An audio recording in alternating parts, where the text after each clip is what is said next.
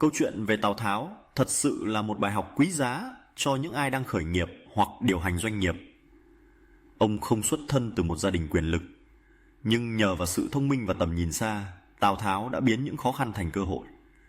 Việc ông trọng dụng nhân tài, không phân biệt xuất thân, cho thấy rằng sự công bằng và tôn trọng năng lực là yếu tố then chốt để xây dựng một đội ngũ mạnh mẽ. Tào Tháo cũng cho thấy rằng không phải lúc nào cũng cần phải hành động ngay lập tức. Sự kiên nhẫn trong việc tích lũy lực lượng và chiến lược là điều cần thiết để đối phó với những thách thức lớn hơn. Từ câu chuyện của ông, chúng ta có thể rút ra rằng trong thế giới kinh doanh, việc xác định thời điểm mở rộng và phát triển bền vững là rất quan trọng. Điều này không chỉ giúp doanh nghiệp tồn tại mà còn vươn xa hơn trong tương lai.